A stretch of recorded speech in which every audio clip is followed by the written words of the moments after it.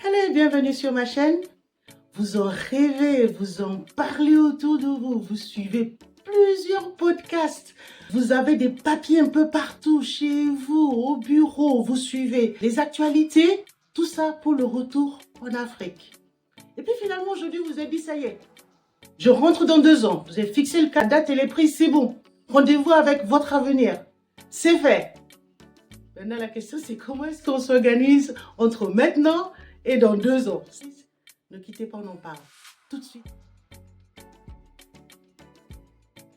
Alors, vous le savez, retourner en Afrique, ce n'est pas seulement faire ses cartons, déposer sa dème, acheter un billet d'avion et dire bye bye, ah ciao, je m'en vais. Non, non, non, non, non, non. Aller de diaspora à repat en Afrique, c'est beaucoup plus profond que cela. C'est une décision que l'on prend. C'est un changement capital de sa vie, qui se repose selon moi sur 4 aspects. Vous me direz ce que vous en pensez. Tout d'abord, c'est l'émotionnel. Pour moi, c'est vraiment le plus important. C'est comment est-ce qu'on gère ce émotionnel. Nous allons revenir aux sources, auprès des nôtres, des siens. Retrouver un environnement familier, pour ceux qui ont vécu en Afrique avant d'aller en Occident. Et puis, revivre auprès de personnes qui nous ressemblent. Couleur de peau, façon de penser, certaines valeurs, etc., etc. Donc ça, c'est l'émotionnel déjà qu'il faut vraiment prendre en compte. Après, il y a l'aspect financier. Il faut mettre en place une discipline financière, avoir une bonne gestion de ses finances afin de pouvoir se préparer, partir dans les meilleures conditions possibles. Troisième chose, le social pour moi. Pour moi, le social, c'est que quand même, après 5 ans, 10 ans, 20 ans, X années, passé en Occident, on laisse quand même derrière soi un réseau, des amis, des voisins que nous avons connus, avec lesquels nous avons vécu, des habitudes aussi que nous avons prises pendant ce séjour en Occident. Nous les allons laisser tout ça pour partir. Et le 4e point pour moi, c'est le lifestyle. Et oui, il va falloir se préparer psychologiquement, ne pas s'attendre à ce qu'on arrive en Afrique et on continue le même type de lifestyle. Le rêve, ce serait effectivement qu'on emmène le chez-soi d'aujourd'hui, on le porte, on l'emmène en Afrique. Même chose, aucun changement. Mais non, ça ne se passe pas tout à fait comme ça. Il y a certains changements qu'il va falloir prendre en compte. Donc, se préparer avec ces 2 points, l'émotionnel, le financier, le social et le lifestyle qu'il faut repenser un tout petit peu. Mais avant cela, posons-nous certaines questions. Ce qui vont peut-être nous aider, les réponses vont peut-être nous aider à y voir un peu plus clair. Avançons voir. Voilà donc quelques-unes de ces questions. Tout d'abord, pourquoi est-ce que je veux entrer? Pourquoi est-ce que je veux laisser tout ce que je connais? Pourquoi est-ce que je veux changer de continent, me déplacer, rentrer? Est-ce que c'est pour ma famille? Est-ce que je veux élever mes enfants dans un environnement différent? Est-ce que c'est pour les opportunités? Parce que j'entends parler de la croissance en Afrique, du développement du continent, etc. Je veux tellement faire partie. Est-ce que c'est ça? Est-ce que c'est la qualité de vie? J'en ai marre du froid. Je veux vivre dans un endroit chaud, où il y a la plage à 2 pas, où il y a de la nourriture saine, bio, qui ne coûte pas une blinde. Laquelle c'est? Autre chose qu'on peut voir comme question. Quelles sont mes attentes? Sur le plan professionnel, sur le plan personnel, est-ce que je cherche un emploi salarié? Et si oui, dans quel secteur? Quel type d'entreprise? Est-ce que je veux entreprendre? Et si c'est le cas, quel genre de business? Est-ce que j'ai les moyens financiers pour ce business-là? Est-ce qu'il y a un besoin de ce business ou de ce que je veux offrir, service ou produit, localement? Parce que c'est très bien de se dire, tiens, je vais rentrer et je vais mettre en place ce type de business. Si on ne fait pas une étude de marché qui tienne la route, vos idées, elles sont très bien, hein, mais ça s'applique pas sur le terrain. Donc vraiment, est-ce qu'il y a une nécessité pour ce que vous allez offrir en tant qu'entrepreneur? Ou bien est-ce que c'est que je veux travailler à distance? Est-ce que votre métier vous le permet? Est-ce que votre métier vous permet de travailler à distance? Est-ce que vous êtes sûr que la connectivité en Afrique, elle sera assez bonne pour que vous puissiez vous connecter sur les serveurs en Occident, tenir vos réunions en Zoom, en Teams, en whatever? Est-ce que vous êtes sûr de ça? Voilà des questions. Une autre question aussi, est-ce que c'est un retour définitif? Un retour définitif, pardon, ou une expérience temporaire? À voir. Est-ce que vous allez prendre une année sabbatique juste pour aller tester sur le terrain, voir si ça fonctionne, ou bien est-ce que vous rentrez pour du bon? Si le retour est définitif, il faut se poser certaines questions. Est-ce que vous voulez vivre en ville, en banlieue ou à la campagne? Au calme, dans le calme total. S'il s'agit bien d'un retour définitif, est-ce que vous avez pensé au système de santé dans votre pays de destination? Est-ce que vous avez analysé les offres de soins disponibles? Est-ce que vous avez pris le temps de voir si ça correspond à vos besoins, aux besoins de votre famille?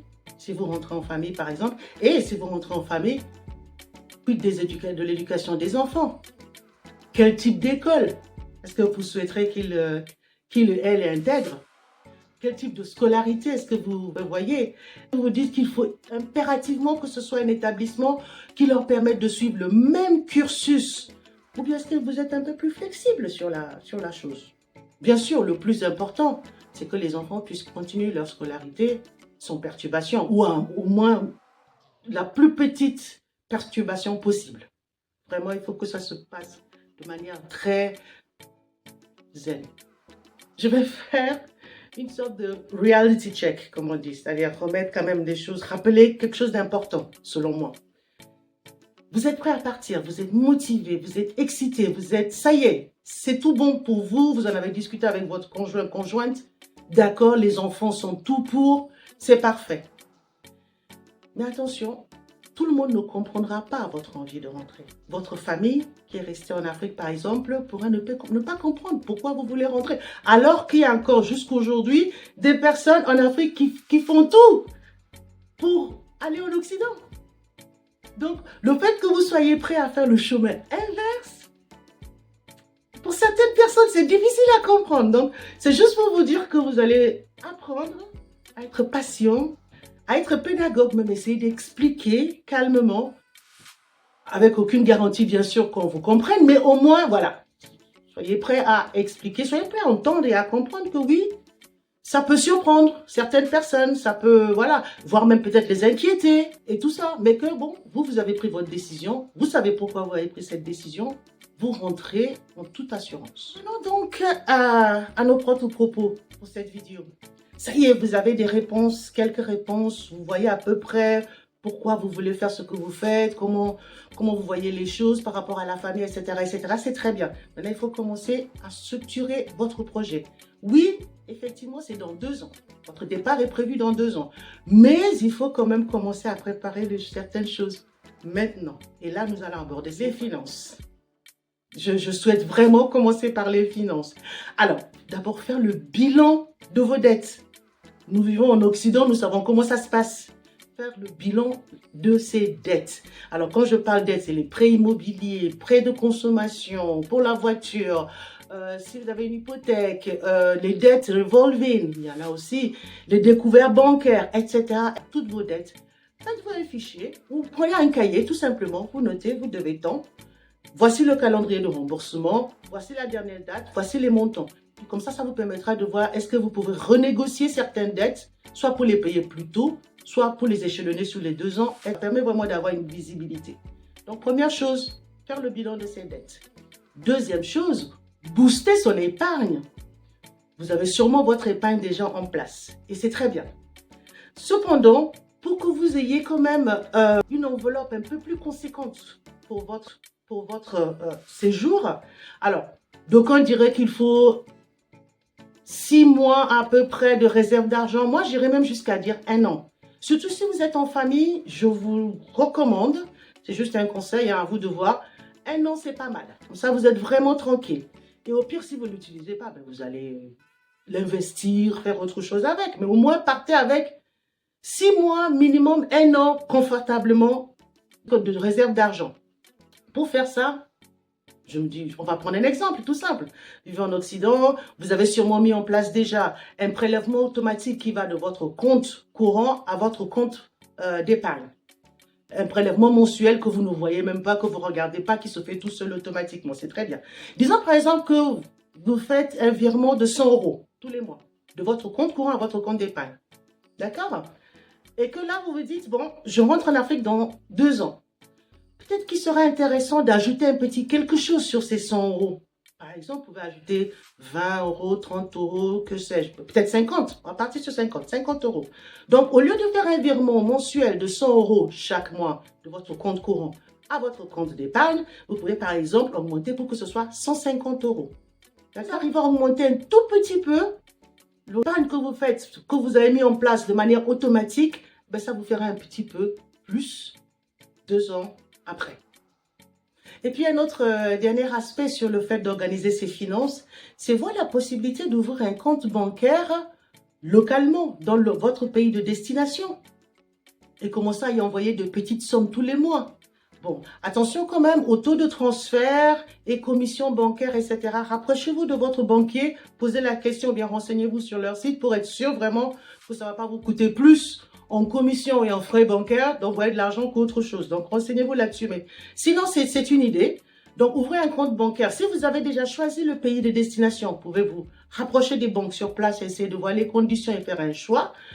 Si vous n'avez pas encore fait de choix sur le pays de destination, vous pouvez par exemple vous rapprocher des banques régionales. Il y en a certaines qui sont, voilà, qui couvrent plusieurs pays et voir si vous pouvez ouvrir un compte et si ça vous permet d'y accéder par n'importe quel pays plus tard. Donc, maintenant, parlons du logement. Votre logement en Occident. Prenez le temps de relire votre bail, si vous êtes locataire, bien sûr. Lisez le bail, vérifiez les modalités de fin de bail et programmez des rappels pour que vous ne soyez pas en retard, que vous puissiez informer le propriétaire bien à temps. Comme ça vous fait un problème en moins.